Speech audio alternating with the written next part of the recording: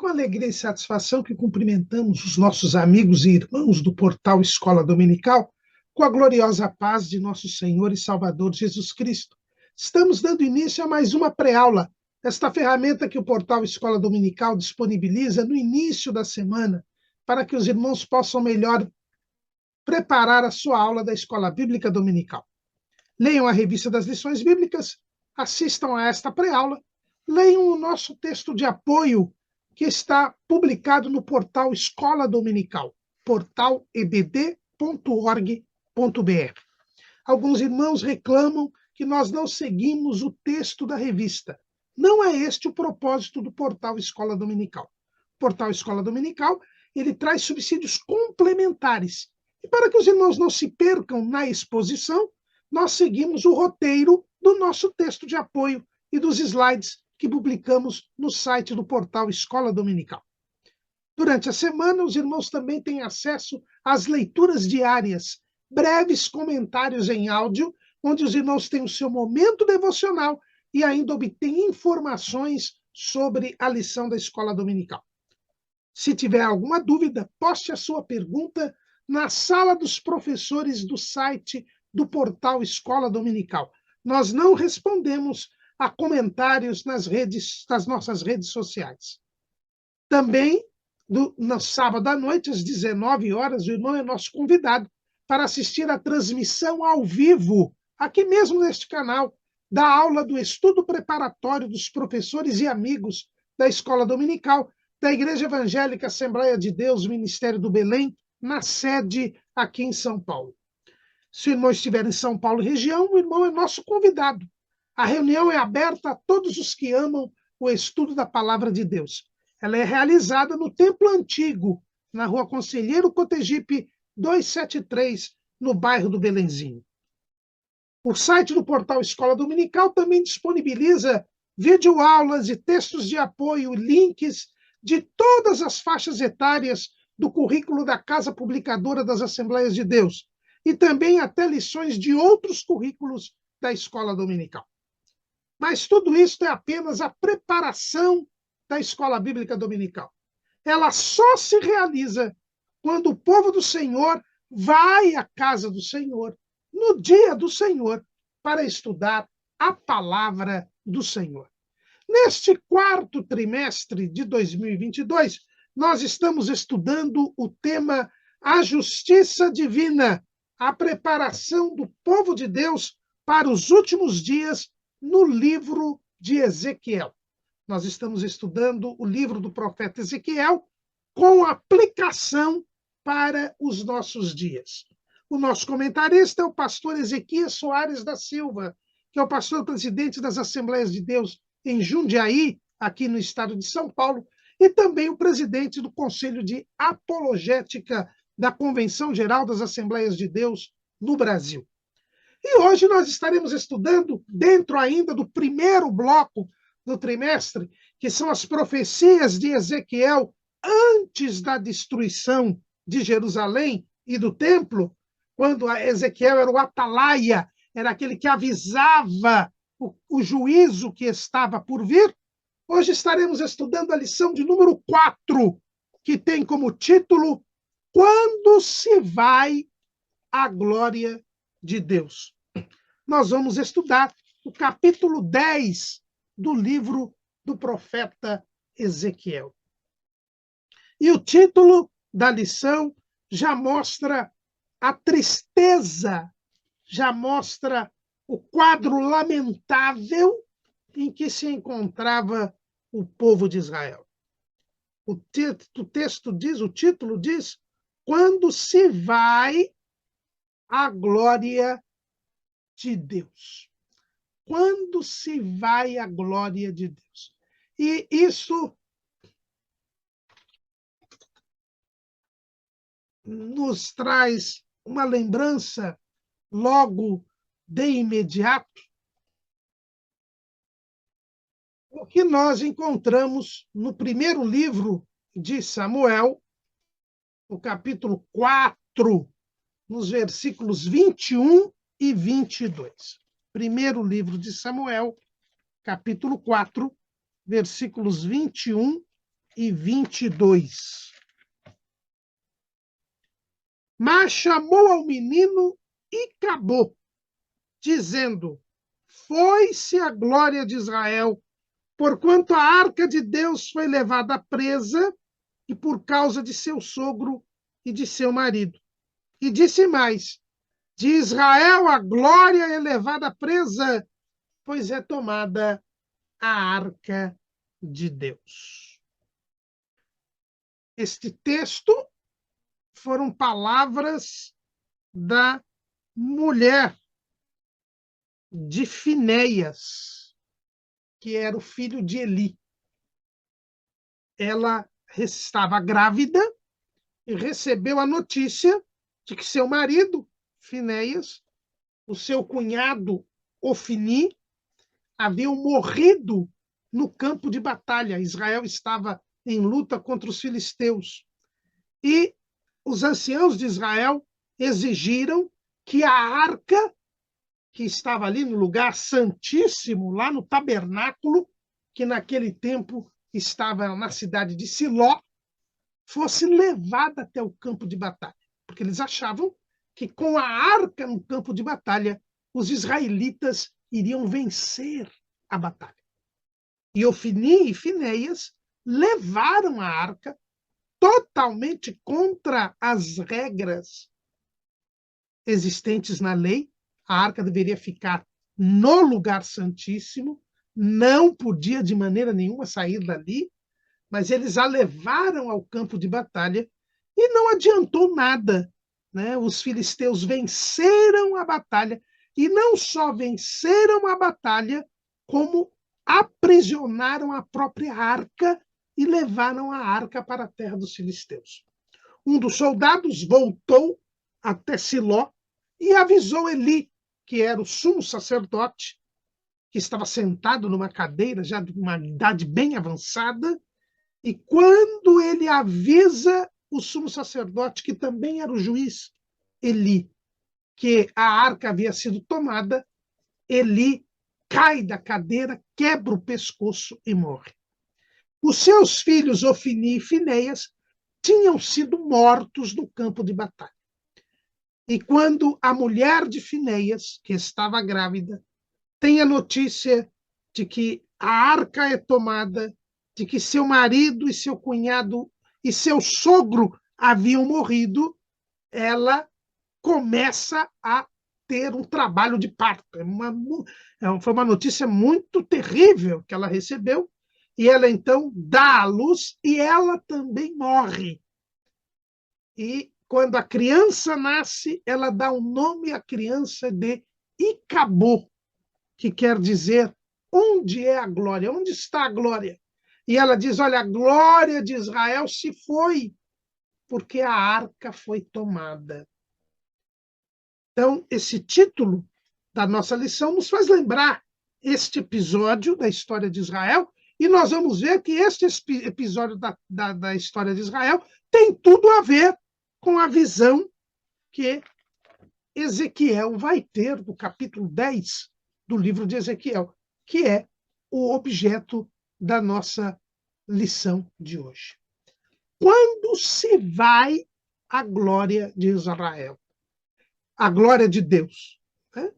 E o que é a glória de Deus, né? Para a gente poder saber, entender essa visão de Ezequiel, eu achei interessante no início nós vermos o que é a glória de Deus. A Bíblia Online da Sociedade Bíblica do Brasil, ela dá 3 significados para a expressão glória de Deus. Em primeiro lugar, ela entende que glória de Deus é a honra ou louvor que é dado a Deus. Lá no Salmo 29, no versículo 1, Salmo 29, versículo 1, assim se expressa Davi: dai ao Senhor, ó filhos dos poderosos, dai ao Senhor glória e força. E lá em Lucas 2:14, nós vemos os anjos Assim que Jesus nasce, os anjos, em coros, que são vistos pelos pastores, eles clamam: glória a Deus nas alturas, paz na terra, boa vontade para com os homens. Então, em primeiro lugar, a glória é a honra e o louvor que se dá a Deus. Nós vemos no céu, né, sempre os anjos glorificando a Deus, né? Nós damos honra e louvor a Deus. Quando nas nossas reuniões nós glorificamos a Deus, nós honramos a Deus, isto é a glória de Deus. Então, a glória de Deus é, em primeiro lugar, honra ou louvor que damos a Deus. Em segundo lugar, a palavra glória, a expressão glória de Deus, ela significa a majestade e o brilho que acompanham a revelação da presença e do poder de Deus. Toda vez que Deus se apresenta, que Deus se faz presente, há uma majestade, há um brilho que acompanham esta presença.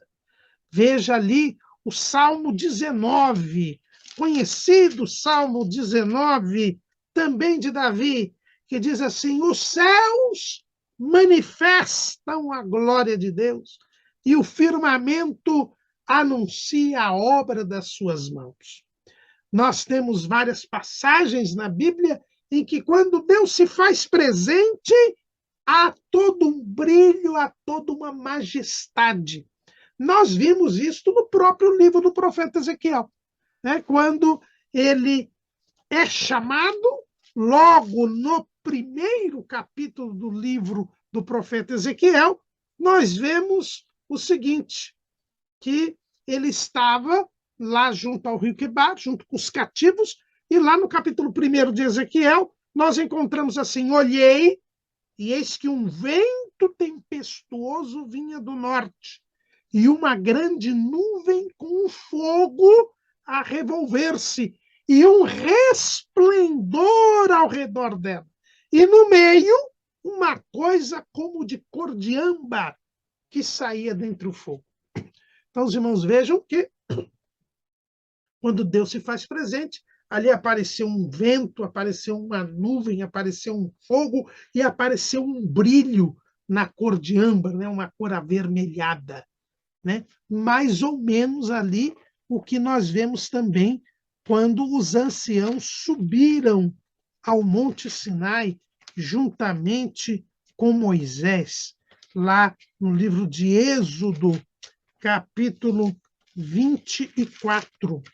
Êxodo, capítulo 24, versículo 15. E subindo Moisés o monte, a nuvem cobriu o monte, e habitava a glória do Senhor sobre o monte Sinai, e a nuvem o cobriu por 6 dias. E ao 7º dia chamou o Senhor a Moisés do meio da nuvem, e o aspecto da glória do Senhor era como um fogo consumidor no cume do monte, aos olhos dos filhos de Israel.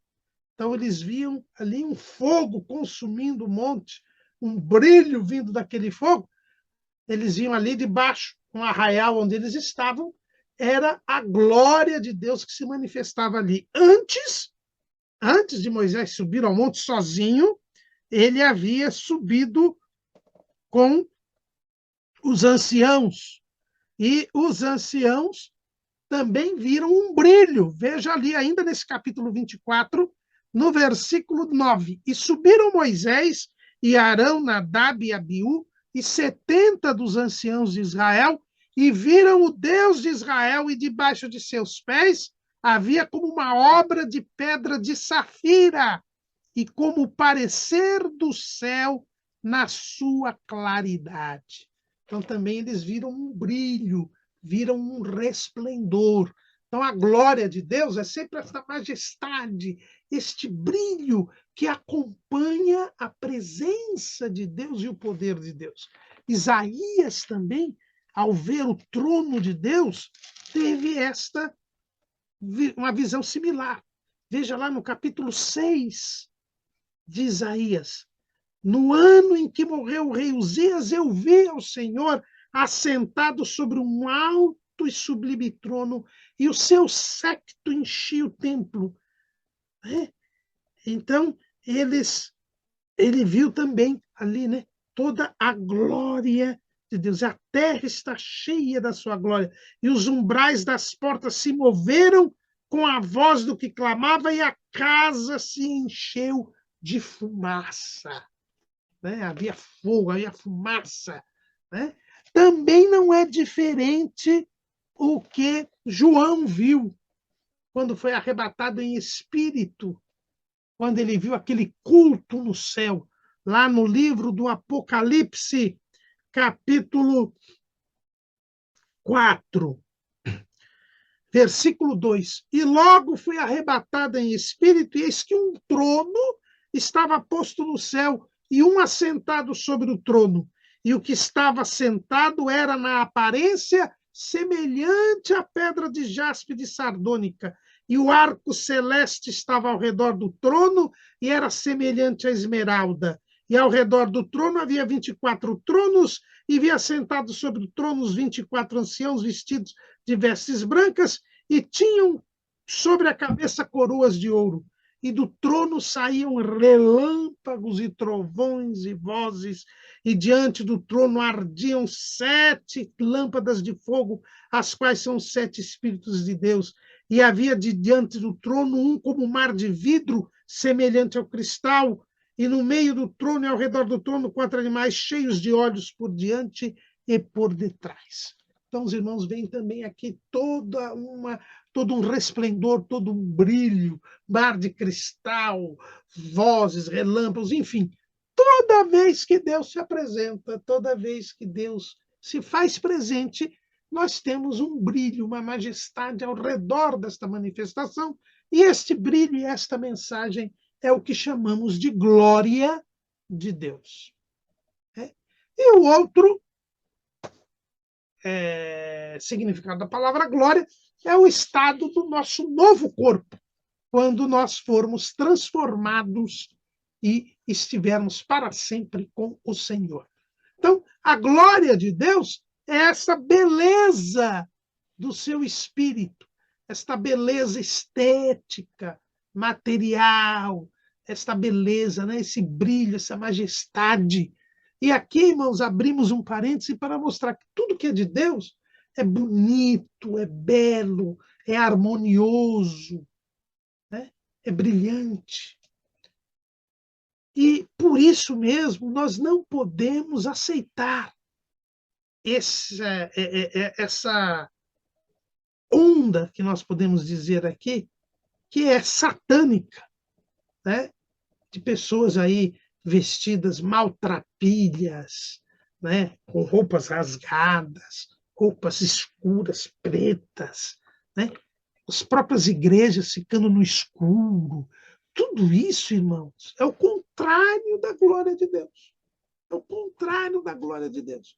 A glória de Deus é tudo algo que é bonito, belo. Né? Então, nós devemos fugir destes comportamentos, destas condutas, destes modismos que enaltecem o feio, o horrível, o horripilante, o escuro. Né? Essas coisas não são de Deus. Deus é da glória, Deus é do esplendor. Né? Tanto que a tradição judaica diz que Adão brilhava, resplandecia antes de ter pecado. O homem tinha acesso à glória de Deus. Ele compartilhava da glória de Deus, porque ele vivia em comunhão com Deus. Como eu disse, não há nada na Bíblia, mas a tradição judaica diz que o homem brilhava. E eu não tenho razão nenhuma para infirmar isto que a tradição judaica diz, porque o crente, diz o apóstolo Paulo, lá em 2 Coríntios, capítulo 3, versículo 18, mas todos nós, com cara descoberta, refletindo como um espelho a glória do Senhor. Somos transformados de glória em glória na mesma imagem como pelo Espírito do Senhor. O crente, ele reflete a glória de Deus. Alguém pode dizer, sim, irmão Carauru, mas isso é do ponto de vista espiritual. Não tenha dúvida. Mas, neste ponto de vista espiritual, existem, sim, reflexos materiais. Eu conheço uma irmã querida que ela disse que o primeiro fator que a fez se aproximar do Evangelho foi quando ela estudava medicina.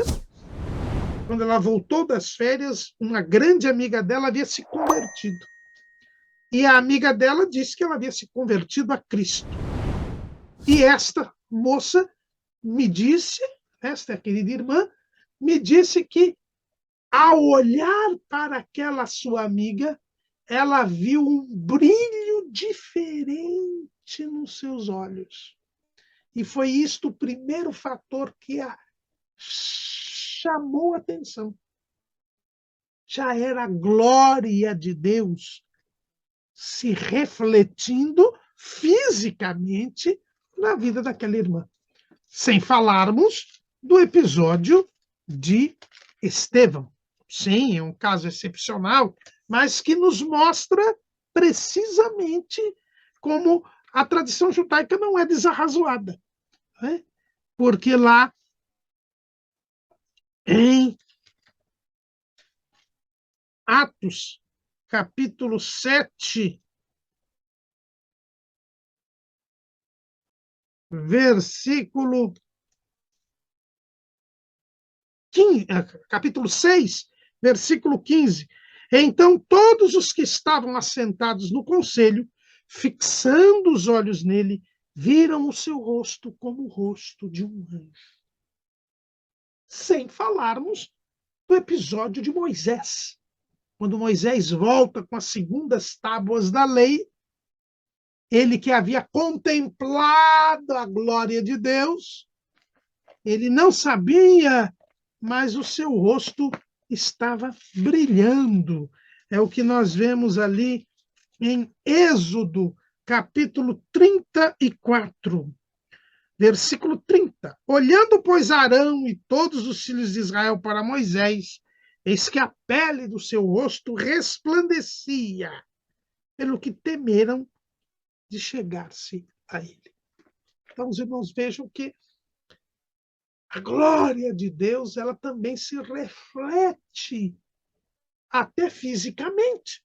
Então, não é desarrazoado dizer que Adão, antes do pecado, tivesse o seu rosto resplandecente. Mas a verdade é que com o pecado, o homem é destituído da glória de Deus. É o que lemos lá em Romanos, capítulo 3, versículo 23. Porque todos pecaram e destituídos estão da glória de Deus. Então, o pecado fez com que o homem se separasse de Deus. E ao se separar de Deus, Deus estando ausente dele, certamente todo aquele resplendor, toda aquela majestade, todo aquele brilho que acompanha a Deus, também ficou separado do homem.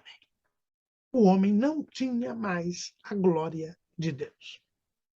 É por isso que quando Deus resolve formar um povo seu e fazer com ele um pacto, ele deveria se apresentar ao povo, fazer companhia ao povo. E é por isso que Deus, quando vem fazer o pacto com o povo de Israel, ele mostra a sua glória. Lá no Monte Sinai, como nós já lemos aqui, trovões, relâmpagos, terremoto, ele se mostra ao povo. E o povo tem medo dele, se afasta dele. Só Moisés vai e tem acesso à glória de Deus. Depois ele leva os anciãos, que têm acesso à glória de Deus. Mas este acesso à glória de Deus era limitado por causa do pecado. A glória de Deus, ela só viria habitar em mim e em você através de Jesus. É por isso que o apóstolo João, ele, na abertura do seu evangelho, ele não tem nenhuma dúvida em mostrar aos irmãos que a glória de Deus agora estava acessível em Cristo. Veja o que ele escreve no Evangelho segundo João, capítulo 1, versículo 14. E o Verbo se fez carne e habitou entre nós. E vimos a sua glória, como a glória do unigênito do Pai, cheio de graça e de verdade. Jesus, Deus feito homem, fez com que todos vissem a sua glória. A glória do unigênito do Pai, a glória de Deus. Mesmo se feito carne, ele mostrou a glória de Deus.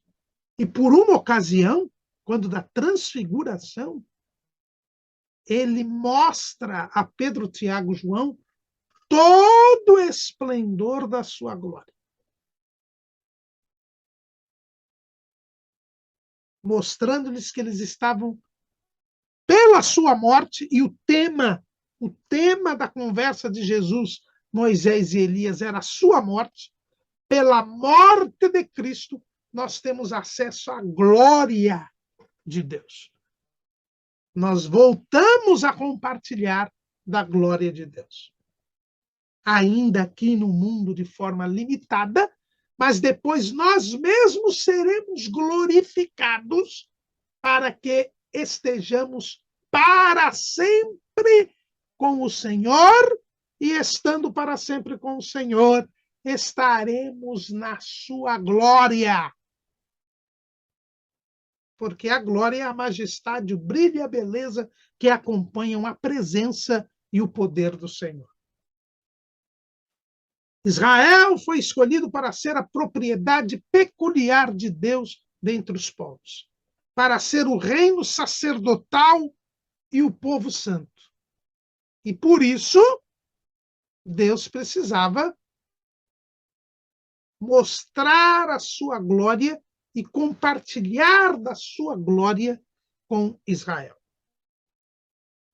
Como o pecado ainda não havia sido tirado, a glória de Deus deveria estar presente em Israel de forma limitada.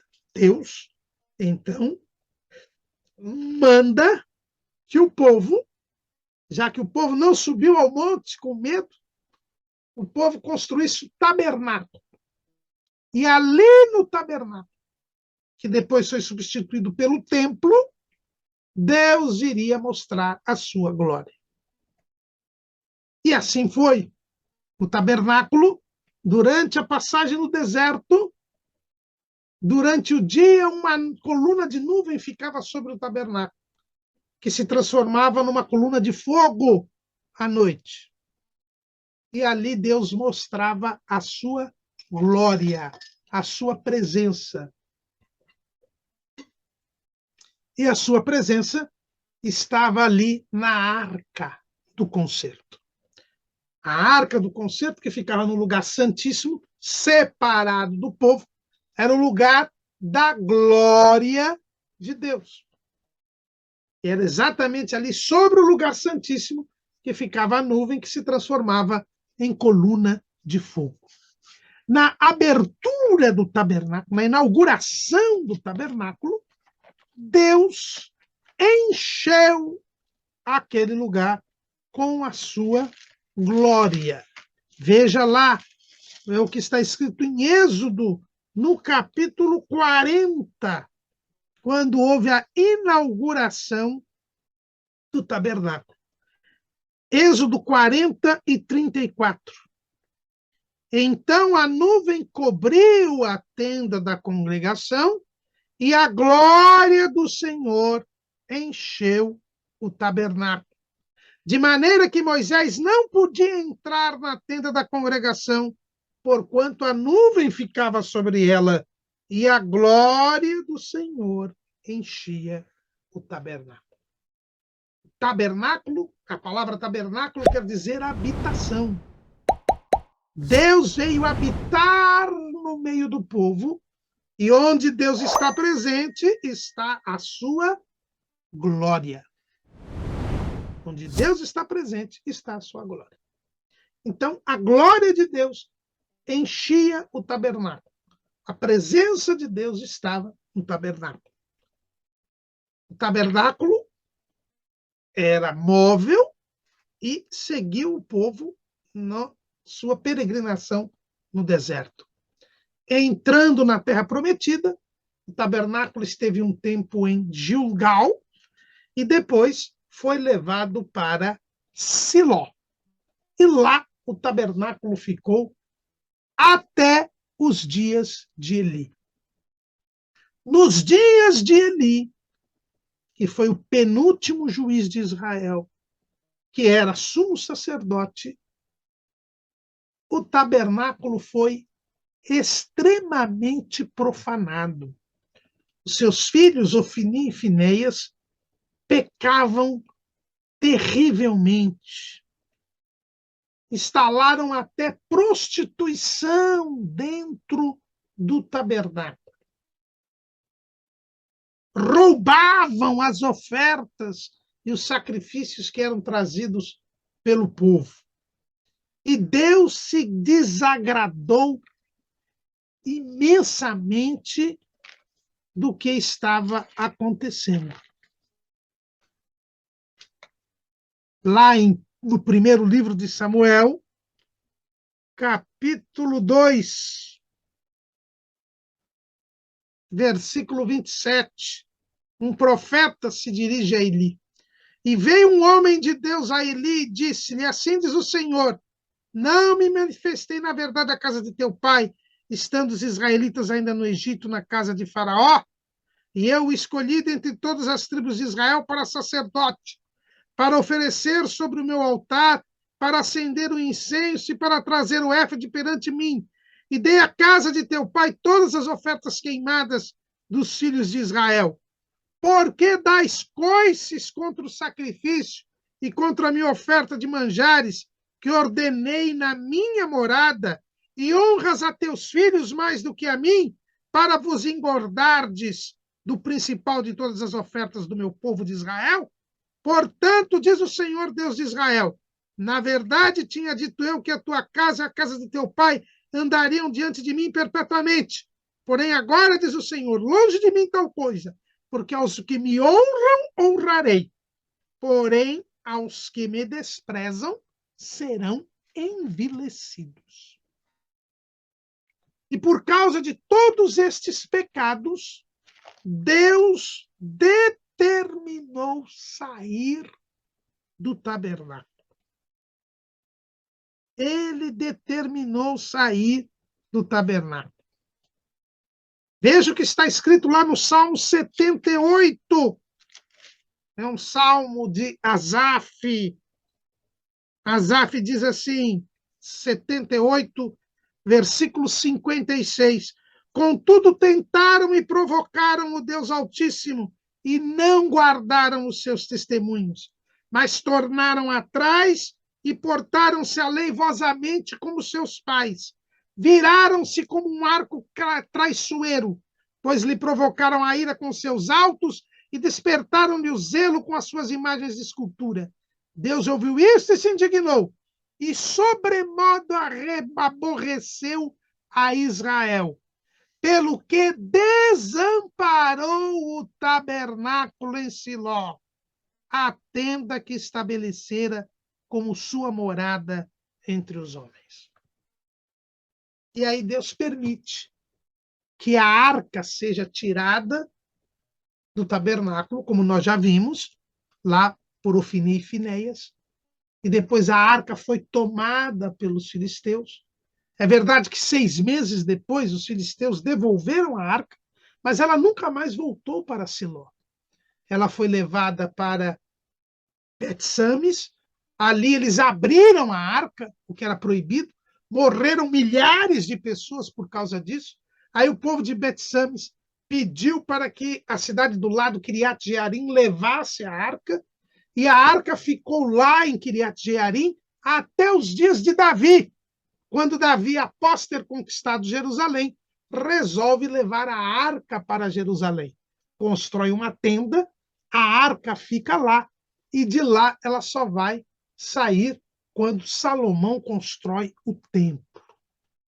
Veja que Deus saiu do tabernáculo. O tabernáculo de Siló foi destruído, desapareceu.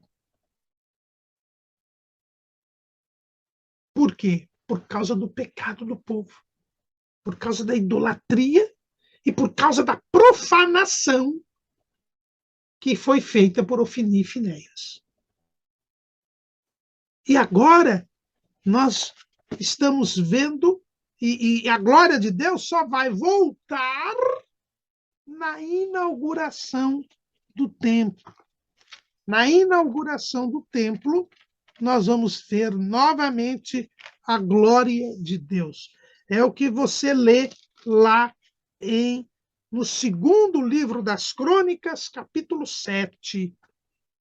No dia em que o templo é inaugurado, a glória de Deus volta agora para o templo de Jerusalém, o templo de Salomão.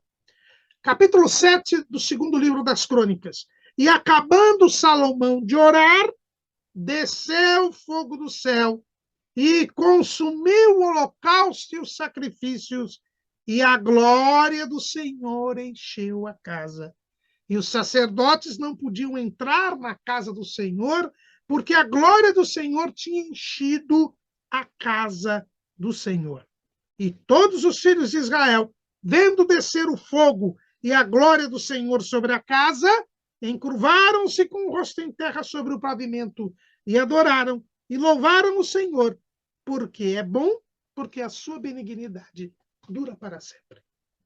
Deus enche novamente a sua casa, agora o templo, com a sua glória. Mas, inaugurado o templo, se passaram 390 anos. Que são aqueles 390 dias que Ezequiel ficou deitado sobre o seu lado esquerdo na primeira encenação que o Senhor lhe manda no início do seu ministério. E o povo voltou a pecar, voltou a praticar a idolatria, e, como nós vimos na lição passada, voltou a profanar o templo de Deus.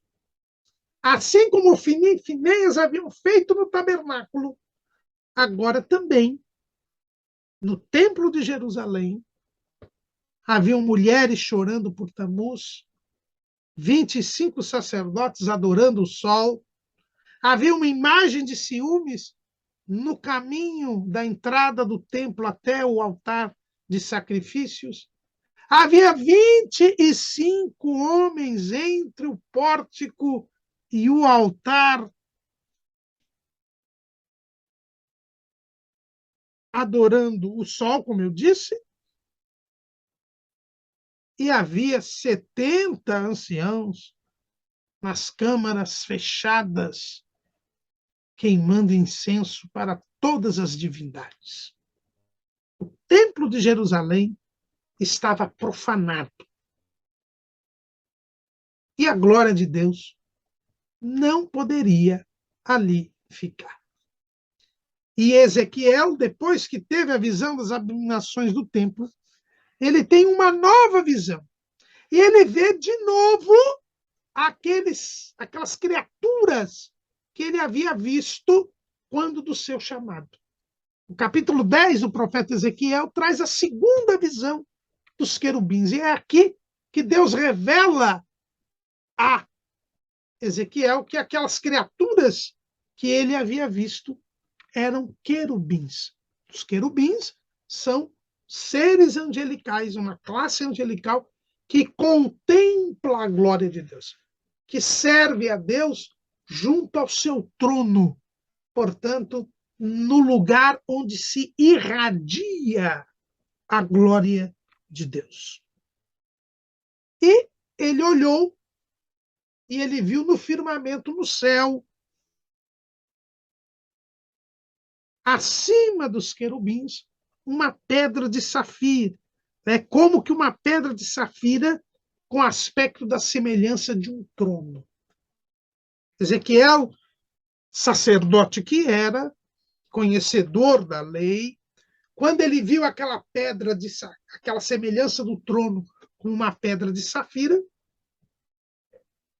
naturalmente, ele se recordou da visão de Deus, da glória de Deus, que Moisés, os sacerdotes, e lá estavam com ele Arão, Nadab e Abiú, e os 70 anciãos de Israel tiveram, como nós lemos lá em Êxodo 24.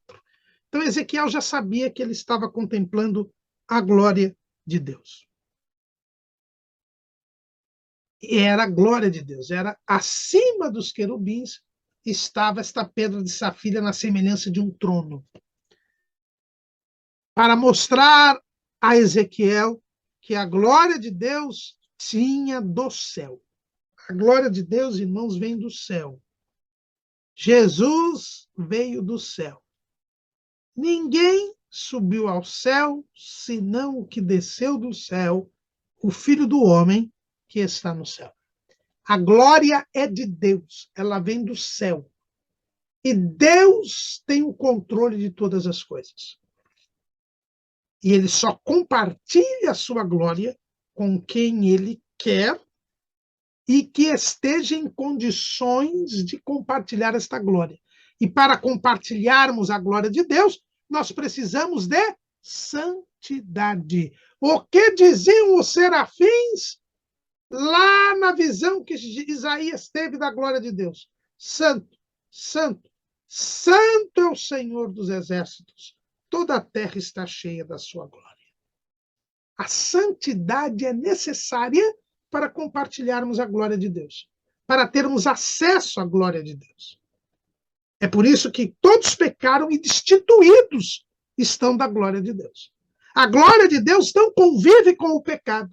A glória de Deus não se apresenta, não comunga com o pecado, com a abominação. Tenhamos isto em conta, irmãos. Tenhamos isto em conta. Ezequiel, depois de ter tido aquela visão do juízo sobre a cidade, ele pôde ver que foi falado ao homem vestido de linho que ele fosse entre as rodas. Lembram que os querubins, eles tinham 4 rostos e tinham rodas, e o espírito de vida estava nas rodas. E foi mandado que o homem de linho vestido de linho fosse até as rodas, debaixo do querubim, e enchesse as mãos de brasas acesas dentre os querubins e as espalhasse sobre a cidade. Veja que as coisas no céu, irmãos, são ordeiras. Deus está acima dos querubins. E o homem vestido de linho tinha que vir abaixo dos querubins e retirar as brasas acesas e as espalhá-las sobre a cidade. Quando o homem vestido de linho entrou, os querubins estavam do lado direito da casa, do templo. A casa aqui é o templo. E a nuvem encheu o átrio interior. Então veja que a glória de Deus estava dentro do templo, no átrio interior. O átrio interior era o pátio interior, o pátio onde estavam os sacerdotes, onde eles entravam no lugar santo e depois o sumo sacerdote, uma vez ao ano, no lugar santíssimo. Veja que a glória de Deus já estava no átrio interior. já estava no pátio interior, já não estava ali dentro do lugar santíssimo, onde estava a arca. Já não estava no lugar santo, porque os sacerdotes já se tinham feito indignos da glória de Deus. No lugar coberto, na casa, no lugar santo, no lugar santíssimo, só entravam os sacerdotes no lugar santo. Mas os sacerdotes agora eram adoradores do sol. Já estavam entre o pórtico e o altar. A glória de Deus já não estava no lugar, já estava no átrio interior. Os sacerdotes estavam queimando incenso a todas as divindades. A glória de Deus já estava se retirando, já estava no átrio interior. O átrio já é a parte descoberta. E aí, Ezequiel viu que se levantou a glória do Senhor de sobre o querubim para a entrada da casa. E encheu-se a casa de uma nuvem, e o átrio se encheu do resplendor da glória do Senhor. Então veja que a glória de Deus está saindo do átrio interior. O querubim já vai para a entrada da casa, para a entrada do templo, para a porta do templo. O átrio interior, como eu disse, era a parte do pátio que ficava do altar até a entrada do lugar santo, onde só tinha acesso os sacerdotes. Ezequiel já viu a glória ali no átrio interior. Por quê? Porque Deus estava se afastando do santuário por causa das abominações. Veja, lembra o que nós vimos já na aula passada. Ezequiel, capítulo 8, versículo 6. E disse-me, filho do homem, vês tu o que eles estão fazendo? As grandes abominações que a casa de Israel faz aqui, para que me afaste do meu santuário? Deus quer ter comunhão com o homem. Deus enviou Jesus para restabelecer a amizade entre Deus e o homem, para restabelecer a comunhão entre Deus e o homem. Mas os nossos pecados nos afastam de Deus. Deus se afasta de nós por causa dos nossos pecados, das nossas abominações, das ofensas que cometemos contra Deus. Lembre-se do que disse Davi, o homem segundo o coração de Deus, quando pecou, quando ele confessa o seu pecado. Salmo 51, versículo 11.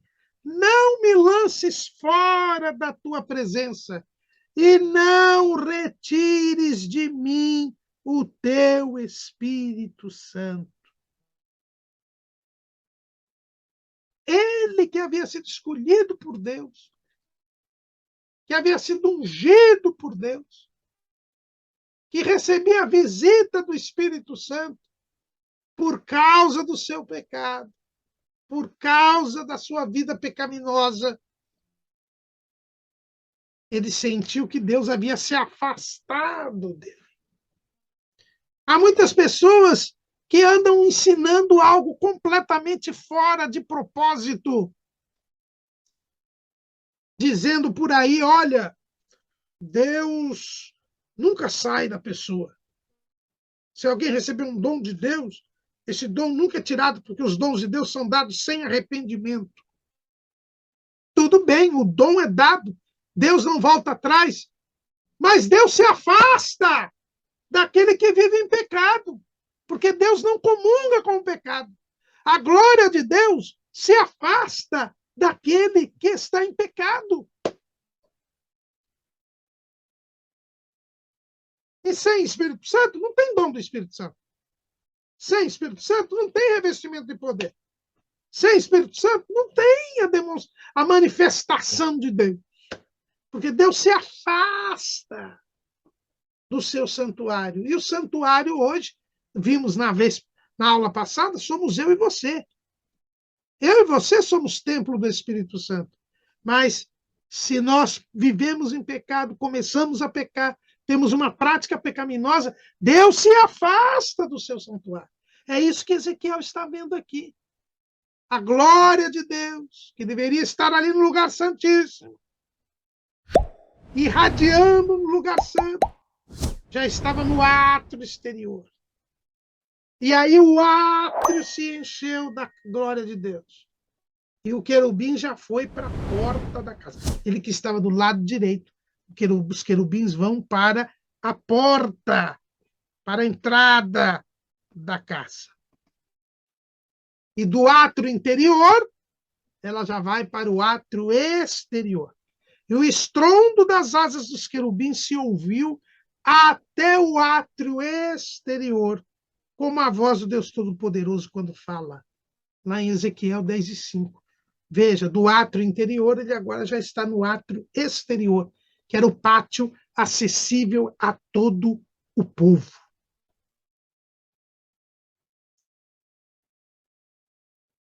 O homem de linho, vestido de linho, tomou fogo dentre as rodas e se pôs junto às rodas. Então estendeu um querubim a mão de entre os querubins para o fogo que estava escondido, tirou e o pôs nas mãos do que estava vestido de linho, o qual tomou e saiu. Vejam, irmãos, que as coisas de Deus são ordeiras, como eu já disse. O homem vestido de linho, não foi ele que pôs a mão lá para pegar as brasas, mas ele pôs a mão, quem pôs a mão foi o próprio querubim, que passou para o homem vestido de linho aquelas brasas, e ele as levou para a cidade. Lembra que o homem vestido de linho era aquele que deveria marcar as testas dos fiéis, marcar as testas dos justos. São os justos, os fiéis, os que suspiram e gemem por causa das abominações que são cometidas na casa de Deus, são eles que recebem a glória de Deus, as brasas vivas do altar. Irmãos, o justo, ele compartilha a glória de Deus, ele reflete a glória de Deus, ele tem brasa viva do altar. Lembremos que estas brasas vivas do fogo do altar foram as brasas que purificaram os lábios de Isaías e permitiram que ele pudesse fazer a obra de Deus. Há necessidade de pureza, de santidade. Confessemos nossos pecados para refletirmos a glória de Deus. A glória de Deus só está presente naqueles que servem a Deus, naqueles que são zelosos pela sua palavra, que guardam a sua palavra. Jesus disse para a igreja de Filadélfia: como guardaste a palavra da minha paciência, também eu te guardarei da hora da tentação que há de vir sobre o mundo, para tentar os que habitam a terra. Só aqueles que compartilham a glória de Deus escaparão da grande tribulação. A igreja de Deus, o povo de Deus, ele vive em santidade, é purificado pelo sangue de Jesus, e por isso as brasas do fogo do altar do céu vêm sobre eles.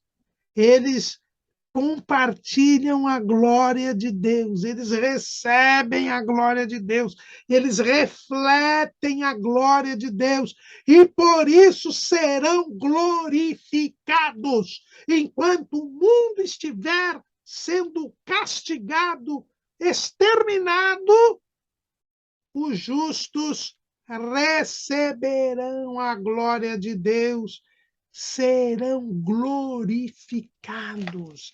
A glorificação é o destino dos filhos de Deus.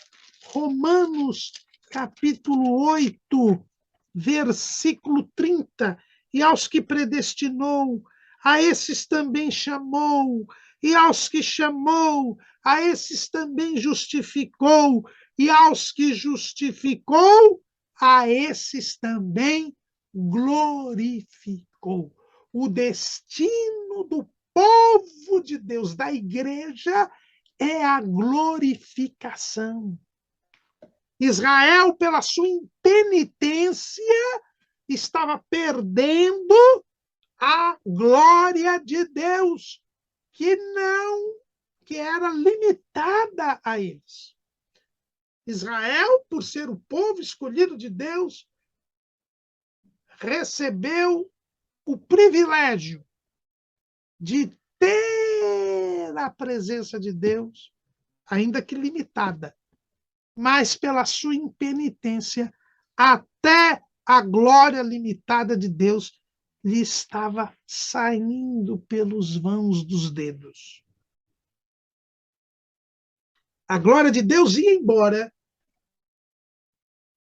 da nação, ia embora do templo, mas permaneceria nos justos, nos fiéis. Deus não confunde o destino do povo do destino do indivíduo. É essa confusão que traz graves deturpações teológicas, como a doutrina da predestinação incondicional, entre elas.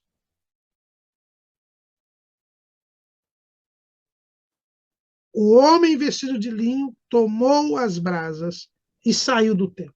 A glória de Deus não saiu do templo enquanto não se garantiu que ela permanecesse na vida dos fiéis. Olha o cuidado de Deus para com aqueles que lhe buscam, que o buscam, aqueles que são fiéis ao seu nome. Aí, então, o profeta olhou e as 4 rodas junto aos querubins, uma roda junto a cada querubim, e os aspectos da roda eram como a pedra de turquesa, e as 4 rodas tinham a mesma semelhança. Aqui, irmãos, nós temos preciosas lições a respeito do ambiente da glória de Deus. Na glória de Deus, todos são semelhantes. Veja que aqueles que serão glorificados, eles serão glorificados por quê? Porque eles são conformes à imagem de Jesus. Lá em Romanos capítulo 8, a gente leu o versículo 30, mas olha o que está escrito no versículo 29. Porque os que dantes conheceu, também os predestinou para serem conformes à imagem de seu filho, a fim de que ele seja o primogênito entre muitos irmãos. Nós seremos glorificados porque nós somos semelhantes a Cristo. E ele, que nos fez agora filhos de Deus, quer que nós sejamos semelhantes a ele. Como Jesus está glorificado desde a ressurreição, nós também seremos glorificados. Porque nós estamos vivendo aqui na terra como Jesus. E como nós somos imagem e semelhança de Jesus, ele nos glorificará para que fiquemos perfeitamente semelhantes a Jesus Cristo, homem. Para que atinjamos a estatura de varão perfeito, a imagem de Cristo, a estatura completa de Cristo. Viva como Jesus.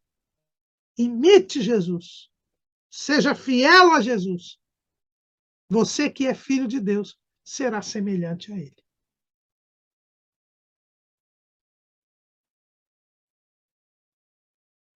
Os querubins todos eram semelhantes, porque na glória de Deus,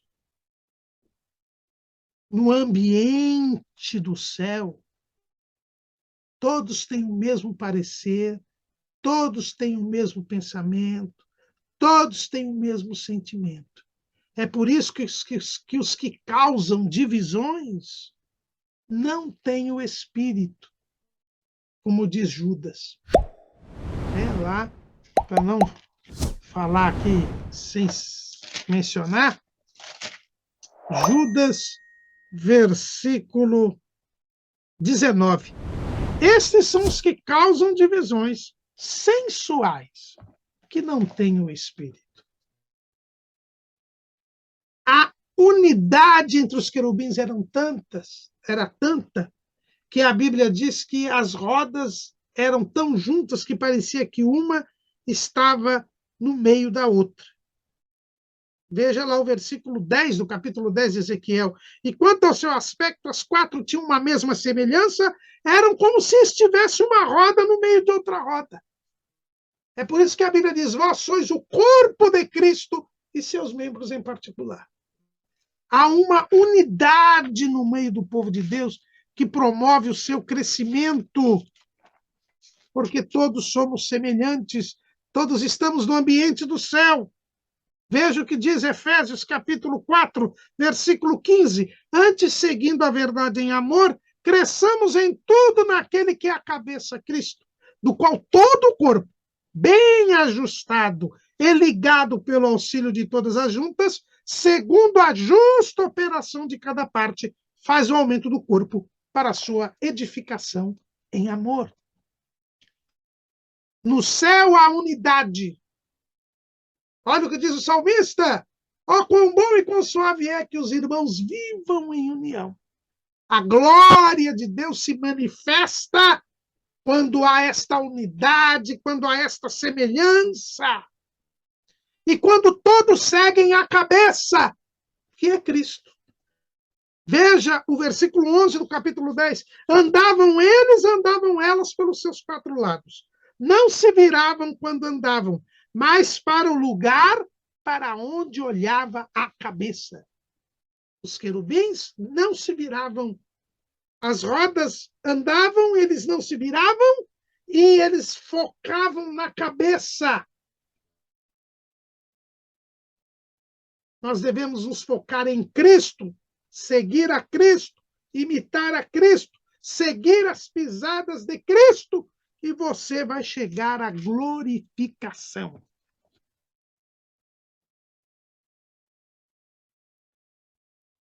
Os querubins tinham 4 rostos: rosto de homem, rosto de leão, rosto de águia e rosto de querubim mesmo, né? Nós vemos aqui, e já falamos disso na primeira aula, a demonstração do Evangelho. É o poder de Deus para a salvação de todo aquele que crê. E onde o poder de Deus se apresenta, a glória dele se apresenta, como nós já vimos no início da aula. E aqui nós temos os 4 evangelhos, né? Marcos, Mateus, Lucas e João. As 4 facetas do evangelho, que é o evangelho completo, o evangelho quadrangular. Jesus salva, cura, batiza no Espírito Santo e brevemente voltará. Depois que o homem de linho tirou as basas, eles, os querubins, saíram do templo, se elevaram ao alto. Veja o versículo 15. E os querubins se elevaram ao alto. Eles voavam, eles tinham asas, eles estavam na porta. O homem vestido de linho pegou as brasas para levar aos justos, que seriam poupados do extermínio. Os querubins se elevaram ao alto, deixaram o templo. A glória que tinha vindo do céu para habitar com o povo, agora voltava para o céu. Deus desamparava o templo por causa das abominações, por causa dos pecados. Eles estavam assim como nos dias de Ofni e Finéias, estavam como Icabu, e foi-se a glória de Israel. Versículo 18, do capítulo 10 de Ezequiel. Então saiu a glória de Deus da entrada da casa e parou sobre os querubins, eles que já tinham se levado ao alto. A glória de Deus sai do templo, desaparece do templo. Eles levantam os seus olhos. A glória do Deus de Israel estava no alto sobre eles. A glória deixava o templo. A glória abandonava o templo e ia embora.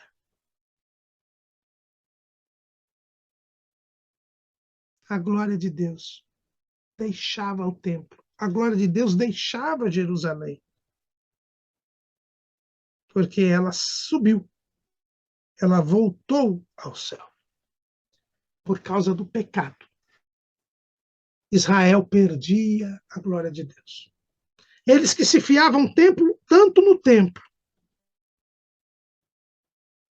Eles que diziam que o templo não seria destruído porque era a habitação de Deus.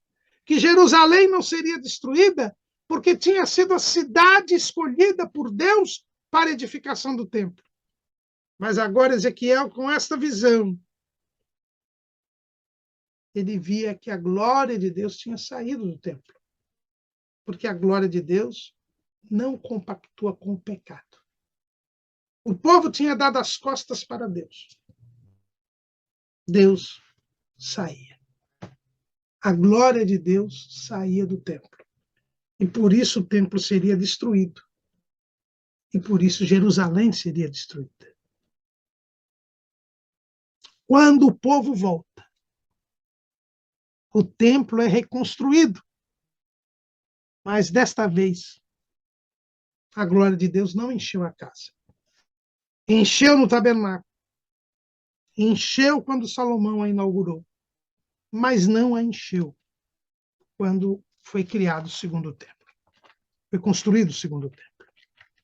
Quando nós vemos o registro da inauguração do segundo templo, ou da colocação dos alicerces deste templo, vemos lá em Esdras, capítulo 3, versículo 10. Quando, pois, os edificadores lançaram os alicerces do templo do Senhor, então apresentaram-se os sacerdotes já paramentados e com trombetas, e os levitas, filhos de Asaf, com saltérios, para louvarem ao Senhor conforme a instituição de Davi, rei de Israel. E cantavam a reveses, louvando e celebrando ao Senhor, porque é bom, porque a sua benignidade dura para sempre sobre Israel. E todo o povo jubilou com grande júbilo quando louvou o Senhor pela fundação da casa do Senhor. Porém, muitos dos sacerdotes e levitas e chefes dos pais, já velhos, que viram a primeira casa sob o seu fundamento, vendo perante os seus olhos esta casa, choraram em altas vozes. Mas muitos levantaram as vozes com júbilo e com alegria. Os mais antigos, ao verem que a glória de Deus não apareceu, choraram. O templo era mais modesto fisicamente do que o templo de Salomão, mas também a glória de Deus não apareceu. A esses que choraram, porém, Deus levanta o profeta Ageu para lhes trazer uma mensagem. Ageu, capítulo 2, versículo 9. A glória desta última casa será maior que a da primeira, diz o Senhor dos Exércitos. E neste lugar darei a paz, diz o Senhor dos Exércitos. Neste templo que não apareceu a glória de Deus, a glória seria maior? Sim, porque é neste segundo templo, eu estou agora falando do segundo templo, só para completar aqui o pensamento da aula de hoje, Jesus estaria presente. Como disse João, e vimos a sua glória como a glória do unigênito do Pai. No segundo templo, Jesus esteve presente. Mas, mais uma vez, o povo não recebeu a Jesus. E por isso esse segundo templo também foi destruído.